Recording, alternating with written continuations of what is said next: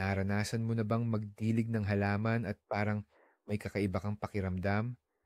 Ginagawa mo na ang lahat ng tama pero mukhang malungkot pa rin sila. Huwag mo munang sisihin ang sarili mo.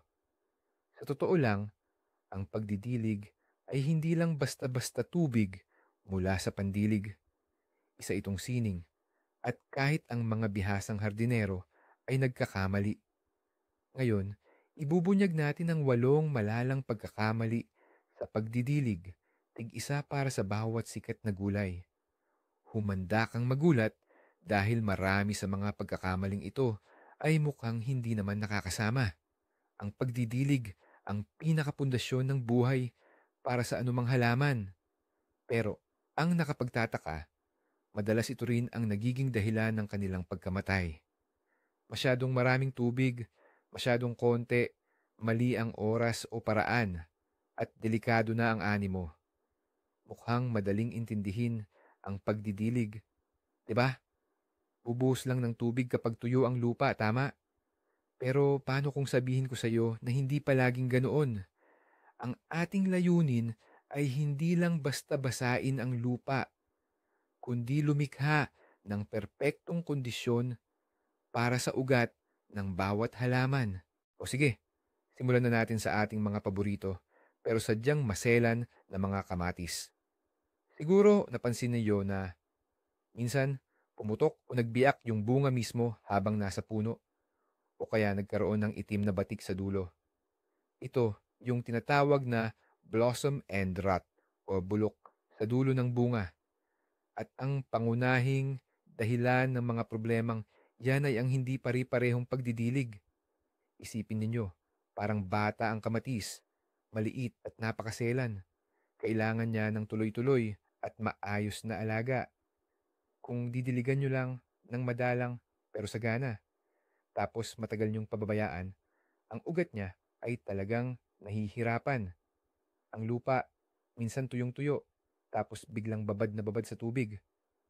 Ganoon din kung madalas kayong magdililig, pero yung tubig ay sa ibabaw lang. Ang ugat, nananatili lang sa bandang ibabaw, hindi lumalalim. At diyan na nagsisimula ang mga problema. Halimbawa, yung pagputok ng bunga. Kapag matagal ng tagtuyot tapos binigyan nyo bigla ng maraming tubig ang kamatis, mabilis niyang sinipsip yun. At yung bunga biglang lumaki. Ang balat ng bunga hindi lang kayang sabayan yung biglang paglaki. Kaya pumutok o nagbiak. Parang nagpapalubo ka ng mabilis na mabilis. Hindi na kayang tiisin ng balat yung presyon sa loob. Tapos, yung bulok naman sa dulo ng bunga o blossom end rot, isa pa yung problema na may kinalaman sa tubig. Marami ang nag-aakala na ang dahilan nito ay kulang sa calcium. At oo, kailangan talaga ng calcium. Pero kadalasan, hindi ang kawalan ng calcium sa lupa ang problema, kundi ang hindi ito kayang maabsorb o magamit ng halaman. Ang hindi pare-parehong pagdidilig ang nakakaistorbo para maihatid ng maayos ang calcium papunta sa bunga. Dahil dito, yung dulo ng bunga hindi lang nakakakuha ng tamang sustansya kaya nabubulok. Kaya ang pinakamahalaga para sa mga kamatis ay ang pagiging tuloy-tuloy at ang tamang balanse sa pagdidilig. Talagang pinapahalagahan nila ang pagiging pare-pareho at predictable, parang mga tunay na perfectionist.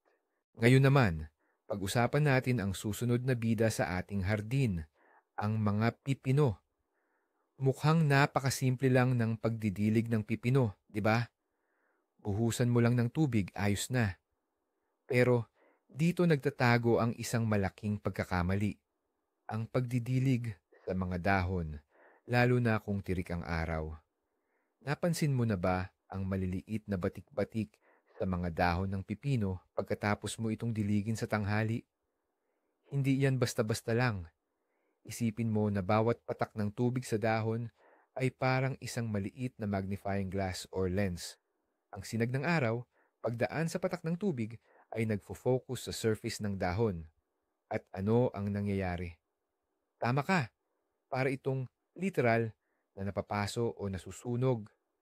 Nagkakaroon ng tinatawag na sunburn ang dahon na nakakapagpahina sa halaman para itong nag-iwan ka ng magnifying glass sa papel sa ilalim ng araw.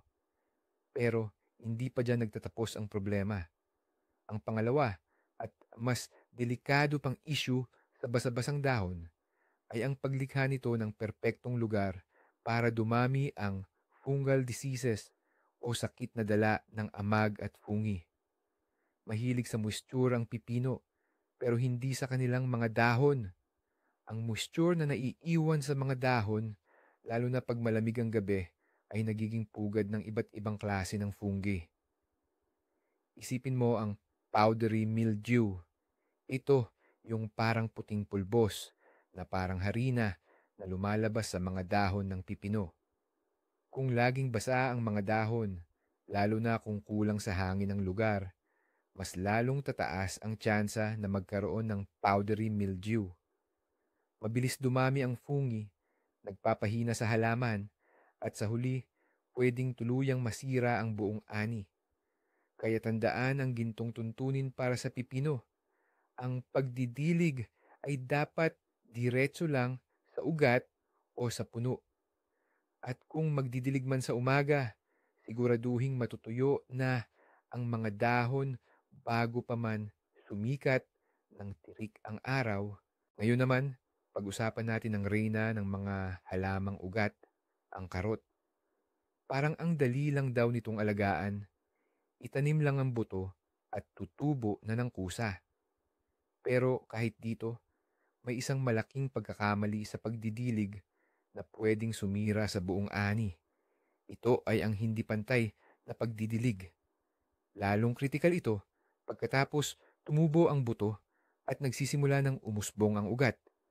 Isipin mo ang batang ugat ng karot na nagsisimula pa lang humaba pababa. Kailangan nito ng tuloy-tuloy at tamang-tamang basa para lumaking tuwid at maganda. Kung una mong pinatuyot ng sobra ang lupa, tapos bigla mong diniligan ng sobra, ang halaman ay makakaranas ng matinding stress. Ang ugat na medyo tumigas na sa tuyong lupa, biglang makakakuha ng sobrang tubig. Sa pagsisikap nitong mabilis sipsipin yun, magsisimula itong mahati o sumanga at magkakaroon ng parang pangit na kamay o paa sa halip na isang tuwid na ugat. Para itong paghulma ng putik na pabago-bago ang pagkakabasa. Minsan sobrang tuyo, minsan sobrang basa. Ang kalalabasan ay malayo sa perpekto. Ang ganitong mga karot na sumanga ay hindi lang malayo sa perpekto ang itsura, mas mahirap din itong linisin at minsan mas mahibla at hindi gaanong masarap. Ang pinakamahalagang yugto para sa karot ay ang unang buwan pagkatapos nilang tumubo. Sa panahong ito, nabubuo ang hugis ng magiging ugat.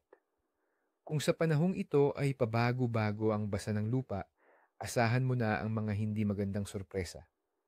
Kaya, para sa perpektong karot na magandang tingnan at masarap kainin, siguraduhing may tuloy-tuloy at pantay-pantay na basa ang lupa sa buong panahon ng paglaki nito. Gumamit ng drip irrigation o kaya'y madalas suriin ang basa ng lupa para maiwasan ang biglaang pagbabago sa basa. Sunod nating pag-uusapan ang malutong na litsugas. Marami ang tingin dito ay simbolo ng madaling pag-aalaga. Tanim lang daw, diligan sa ibabaw, okay na. Pero may isang simpleng pagkakamali na marami ang hindi alam. Ang madalas na pagdilig sa ibabaw, lalo na kapag mainit ang panahon.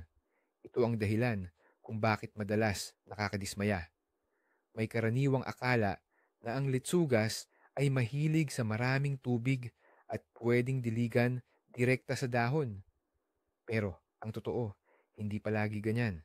Kapag dinidiligan mo ang litsugas sa ibabaw, lalo na sa kainitan ng araw, ang basa na dahon ay pwedeng masunog ng araw, parang sa pipino din.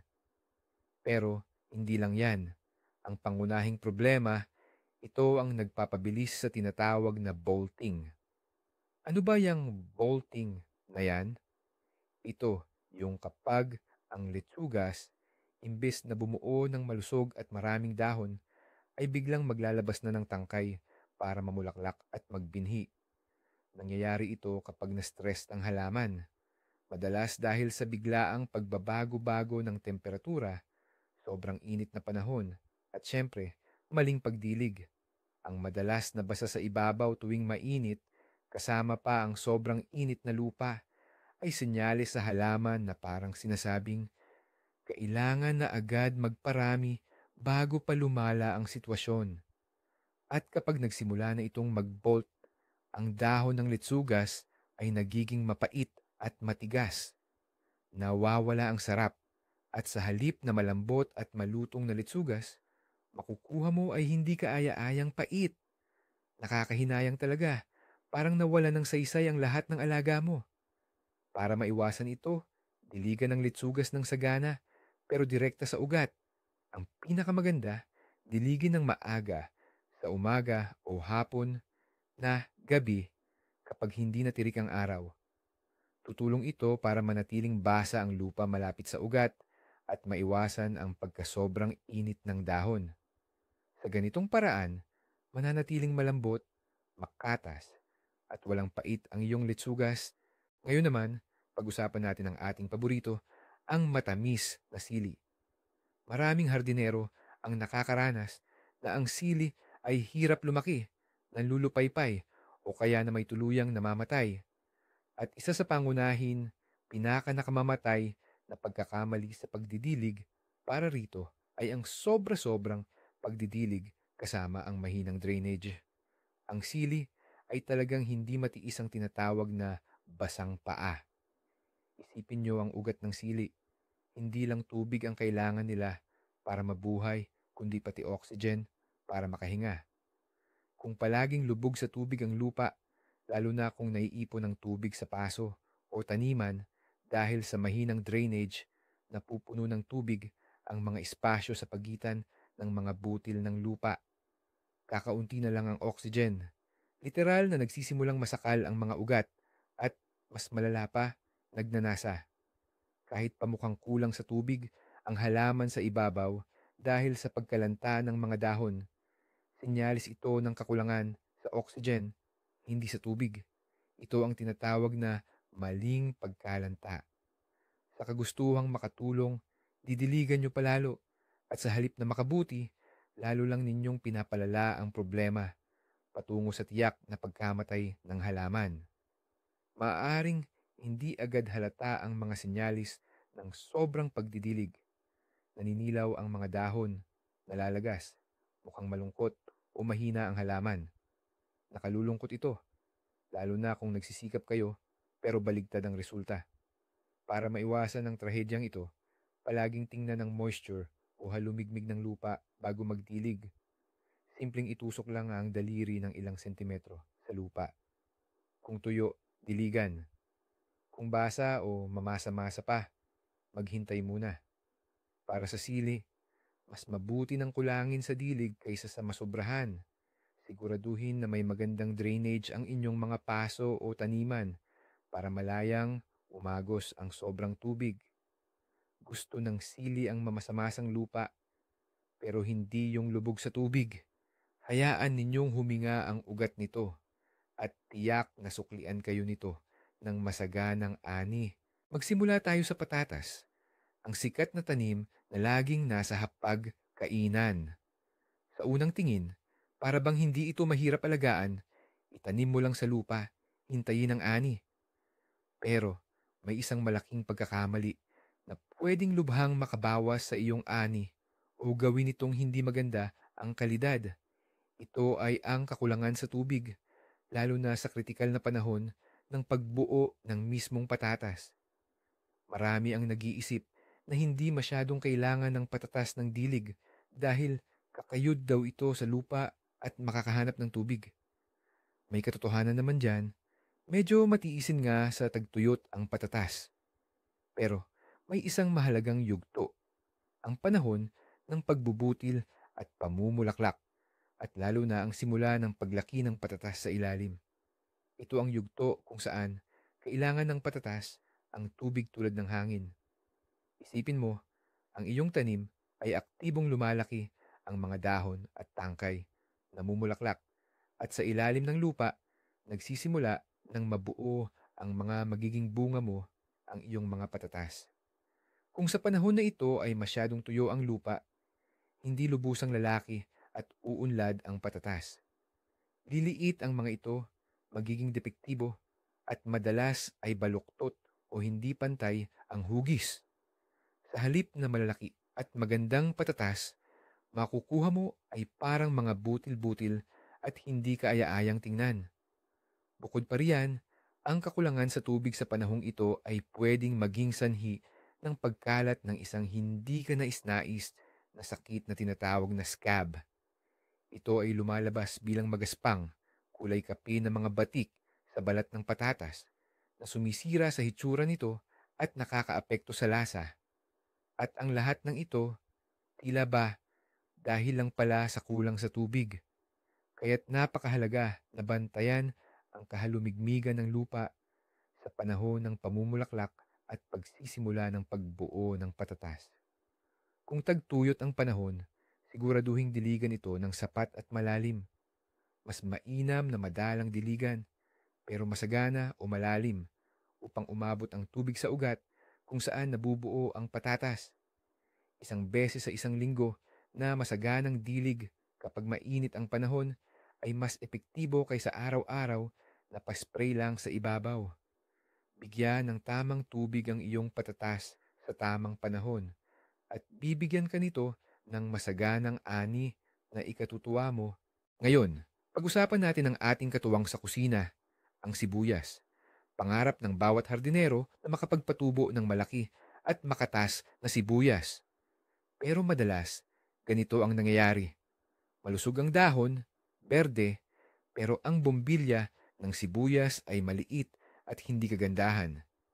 Ang dahilan nito ay isa sa pinakakaraniwang pagkakamali sa pagdidilig, ang masyadong maagang paghinto sa pagbibigay ng tubig.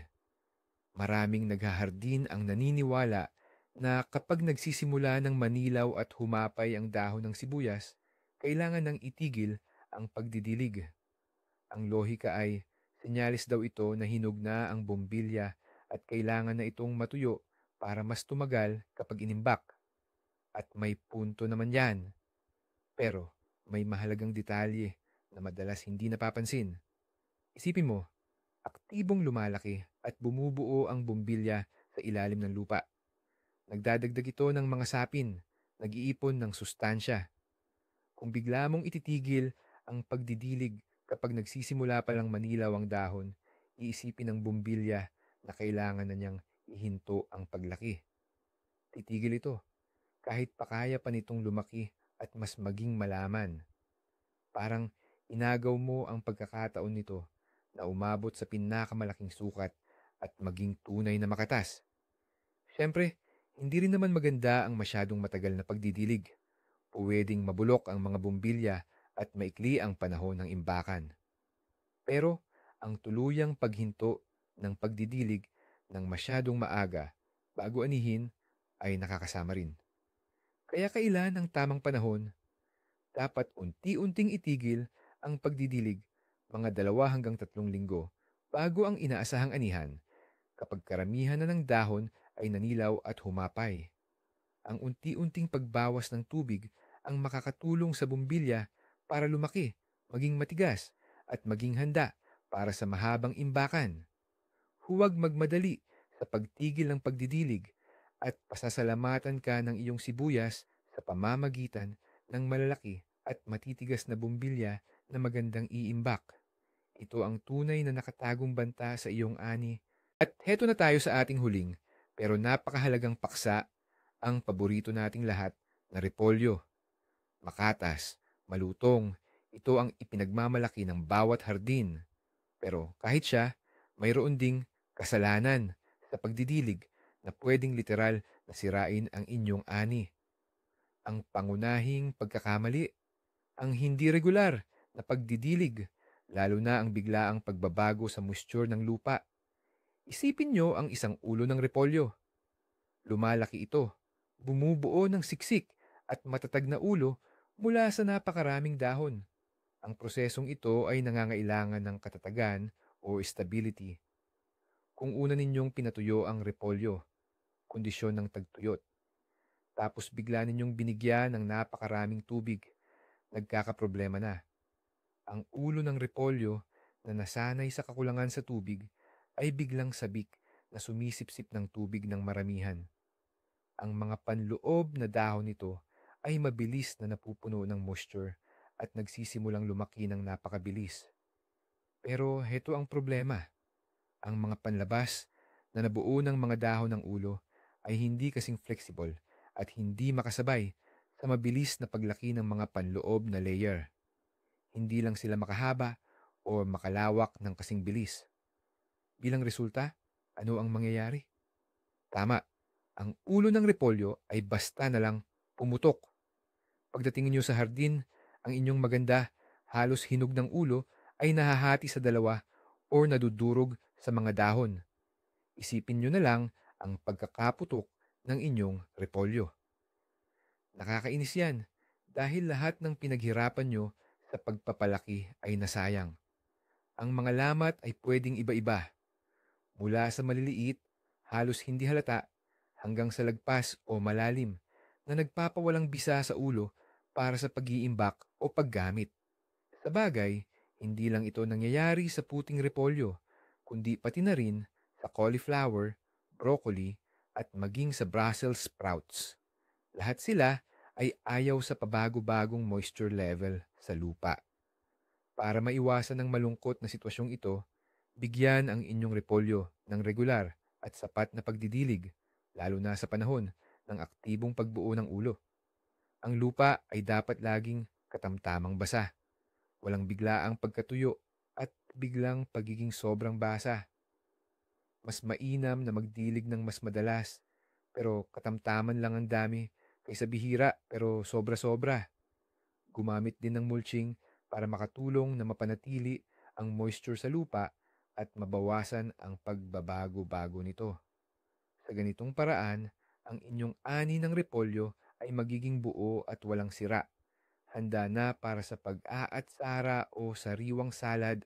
Kaya naman, nakita natin na kahit ang mga pinakakaraniwang gulay ay may kanya-kanyang pangangailangan pagdating sa pagdidilig.